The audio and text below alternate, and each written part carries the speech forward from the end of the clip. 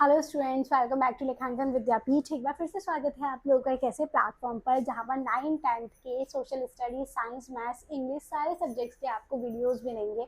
मेरा नाम है लाइबा और मैं पिछले 7 सालों से सोशल स्टडीज़ पढ़ा रही हूँ और मैं आप लोगों को पढ़ा रही हूँ क्लास 9th की सोशल स्टडीज़।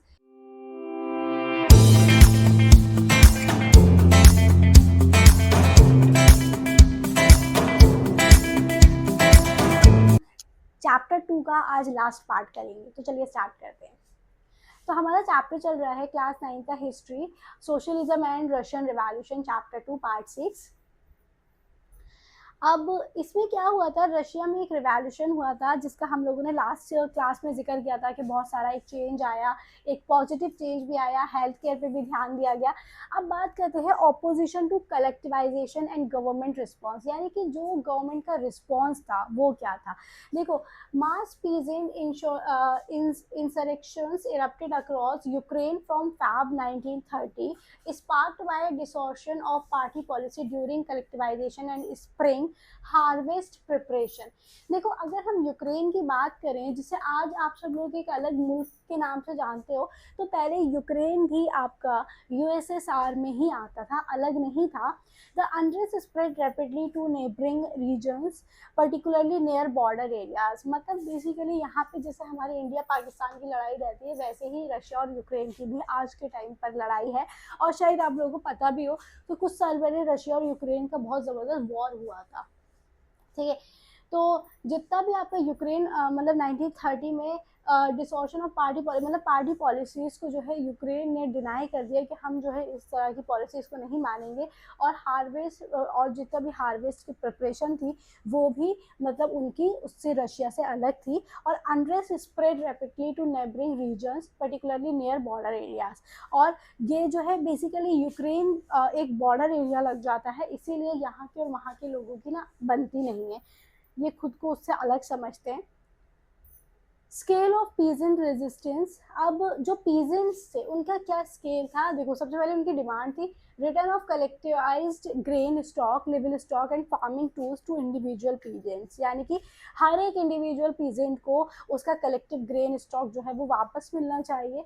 गवर्नमेंट क्रैकडाउन, 1 फरवरी से 15 फरवरी के बीच गवर्नमेंट में क्रैकडाउन आया। Authorities arrested 25,000 people in response to uprising, यानी कि 25,000 लोगों को जो है अरेस्ट किया गया क्योंकि ग्रेन को लेकर बहुत ज़्यादा परेशानी हो रही थी।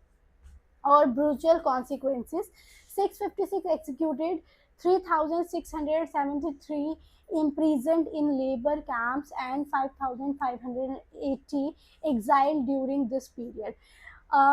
देखो, 656 जो है वो एग्जीक्यूटेड थे, 3,673 लोग जो है वो इम्प्रीजन यानी जेल में डाले गए, लेबर के लिए कैंप लगाया गया, जिसमें से 5,580 एग्जाइल हुए इस पीरियड के दौरान।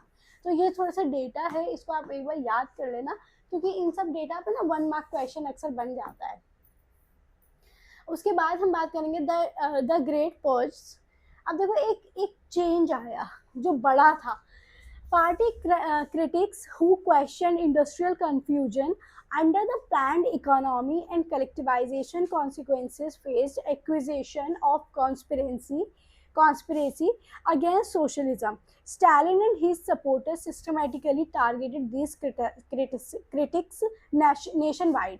देखो हुआ क्या, जितने भी पार्टी क्रिटिक्स थे उन पे क्वेश्चन किया जा रहा था, मतलब ये जो सारी चीज़ें हो रही हैं, ये जो इकोनॉमी में चेंज हो रहा है, हर एक इंसान चेंज नहीं चाहता है और हर जगह मतभेद होते हैं। अब जैसे रशिया में ये सब कुछ हो रहा था तो कुछ लोगों को इस पे सवाल था कि ये क्यों हो रहा है, ठीक है। तो उस टाइम पे स्टालिन जो था और उसके जो सपोर्टर्स थे उनको मतलब एक टारगेट किया जा रहा था। अगर हम 1939 की बात करें तो 2 million people were imprison in prisons और लेबर कैंप्स, यानी कि 2 मिलियन पीपल जो है वो इम्प्रिजन किए गए, मतलब जेल में डाले गए, ठीक है। मोस्ट वर इनोसेंट, इसमें तो बहुत सारे ऐसे थे जो इनोसेंट थे, मतलब उनकी कोई गलती नहीं थी। और dare speak for them, talented professionals were forced to make false confession under torture before execution. बहुत सारे लोगों को जो है ना टॉर्चर किया गया, मतलब कि आप इस चीज़ को सपोर्ट नहीं करिए, इस तरह से काफ़ी सारे लोग इसमें इनोसेंट भी थे। अच्छा, अब पीजेंट्स का क्या स्ट्रगल रहा? अब पीजेंट्स स्ट्रगल की अगर हम बात करें तो एक पीजेंट जो है बॉर्न इन 1879 फ्रॉम 1932, एक पीजेंट की बात की जा रही है जिसका बॉर्न 1879 में हुआ, 1932 से। उसके ऊपर बहुत ज़्यादा टैक्सेस लगाए गए। मतलब उसके ऊपर देखो, एक होता है टैक्स नॉर्मल होना जो हर किसी के बनता है, लेकिन एक होता है किसी के आप इनकम के बराबर या इनकम से ज़्यादा अगर टैक्स लगा दो तो वो तो फिर गलत है ना। वो तो बहुत सारे टैक्सेस लगाए गए। That I have found impossible from 1935 local authorities have increased the tax on me and I was unable to handle that. और जो मतलब बाकी जितने भी अथॉरिटी थी वो जो है उन टैक्सेस को हैंडल करने के अनेबल थी। ठीक है, 1932 में हैवी टैक्सेस लगाए गए। अगर हम 1935 की बात करें तो टैक्सेस को और इंक्रीज किया गया। All property registered and sold, ठीक है, सारी प्रॉपर्टीज जितनी भी रजिस्टर्ड थी उनको बेचा गया। To building sold to the kolkhoz for unpaid taxes, यानी कि जो अनपेड टैक्सेस थे उन बिल्डिंग्स को जो है बेचा गया 1936 में। और 1937 की अगर हम बात करें तो one hut sold, another confiscated by authorities, और एक और हट सोल्ड की गई और अनदर कॉन्फिस्केटेड बाय अथॉरिटीज के द्वारा। ठीक है, ठीक है, तो ये आपका था एक पीजेंट का स्ट्रगल। अच्छा, अब बात करते हैं global influence of the Russian revolution, यानी कि जो रशियन रिवॉल्यूशन था उसमें ग्लोबल इन्फ्लुएंस क्या था। अगर हम ग्लोबल लेवल की बात करें तो रशिया का ग्लोबल इन्फ्लुएंस क्या था? The possibility of a workers' state fired imaginations worldwide despite European socialist parties' reservation about Bolshevik method. Communist party formed across the globe, including the Communist Party of Great Britain. देखो, जो आपकी Bolshevik party थी, अगर हम बात करें world wide level पर, तो ये एक possibility of workers state fire imagination world wide despite European socialist party, यानी कि जो यूरोपियन सोशलिस्ट पार्टी थी वो एक बहुत अच्छी पार्टी निकल कर सामने आई। अगर हम बात करें रिजर्वेशन अबाउट बॉल्शविक मेथड, मतलब बॉल्शविक का ये जो मेथड था ये ग्लोबलाइजेशन पर, ग्लोबल लेवल पर जो है मतलब वो हुआ, क्या बोलते हैं, फेमस कह सकते हैं। Including the communist party of great Britain, इसके अंदर ग्रेट ब्रिटेन की कम्युनिस्ट पार्टी जो है वो इंक्लूड थी। The Bolshevik encouraged colonial people to follow their experiment through the Conference of the Peoples of the East and Comintern. Many non-Russian received education at the USSR Communist University of the Workers of the East. इसमें से बहुत सारे non Russian ऐसे थे जिन्होंने education जो है वो कम्युनिस्ट यूनिवर्सिटी से जो है अचीव की थी, हासिल की थी, वर्कर्स ऑफ द ईस्ट, जो ईस्ट के वर्कर्स थे।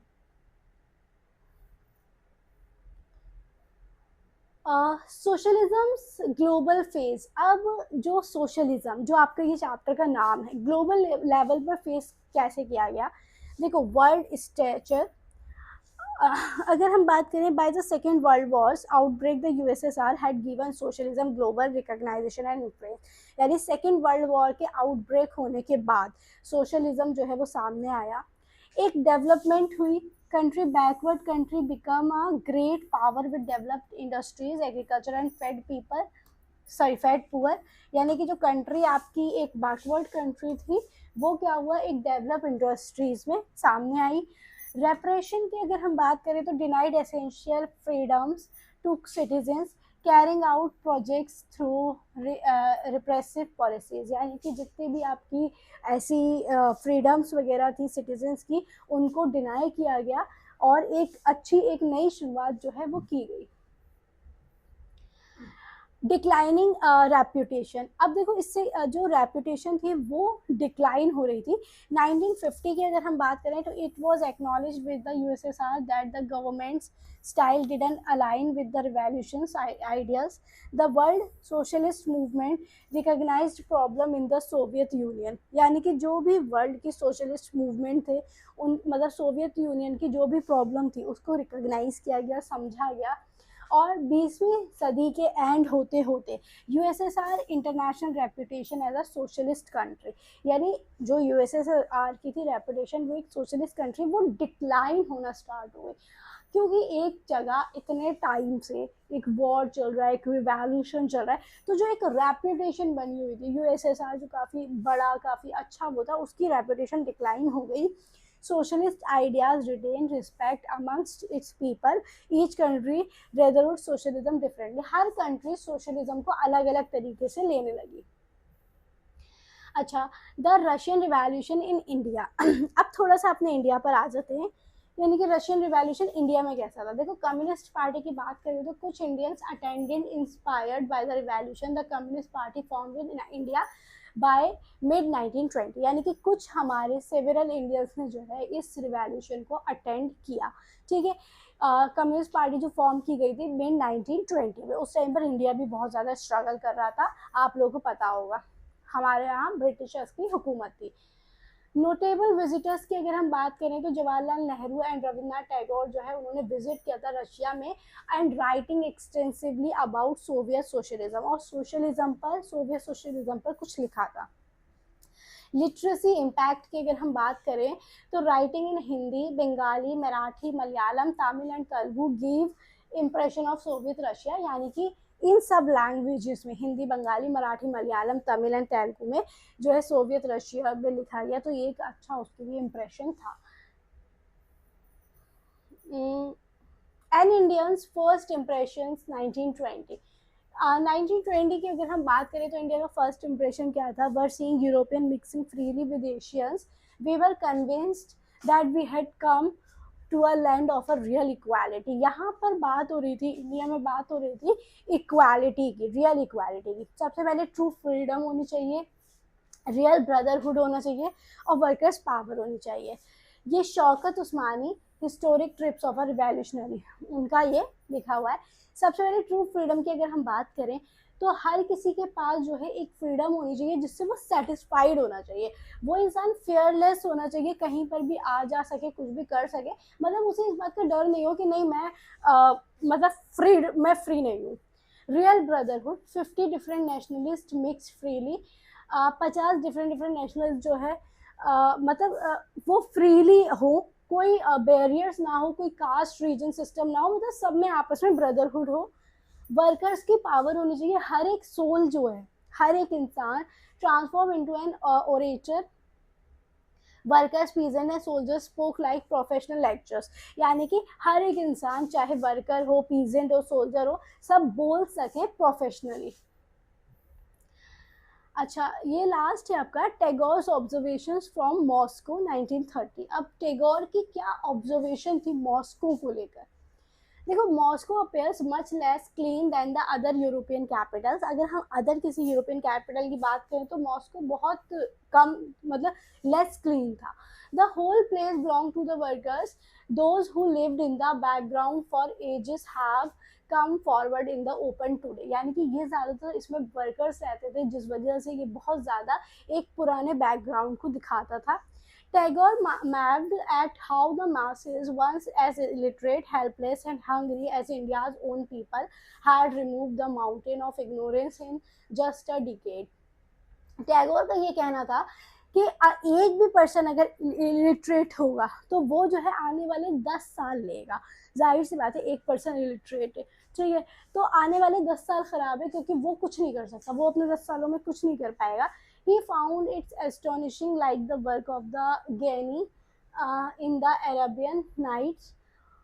Critical reflection: what did Indian visitors find impressive about the USSR? What did they fail to notice about repression and suffering?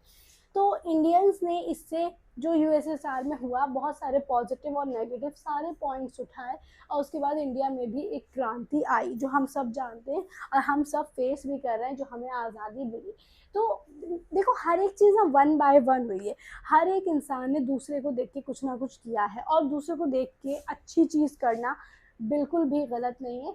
तो सबसे पहले फ्रांस में रिवॉल्यूशन हुआ, फिर रशिया में रिवॉल्यूशन हुआ, और उसके बाद फिर हर कंट्री में रिवॉल्यूशन हुआ. तो हमारा ये चैप्टर रशियन रिवॉल्यूशन यहीं पर ख़त्म होता है। आई होप आप लोगों को ये चैप्टर क्लियर हो गया होगा। आई नो ये चैप्टर बहुत ज़्यादा बड़ा है, इस वजह से बच्चों को पढ़ने में थोड़ा सा बोरिंग हो जाता है, तो आप लोग इसको सारा मत पढ़ना, बस जो मैंने नोट्स आपको बनाए हैं वो आप पढ़ लेना, मैं कुछ क्वेश्चंस दूंगी वो आप पढ़ लेना, आप लोगों को ये चैप्टर कंप्लीट हो जाएगा। तो अगर आप लोगों को ये वीडियो अच्छा लगा हो तो इसे लाइक शेयर सब्सक्राइब ज़रूर करें। Thank you for watching this.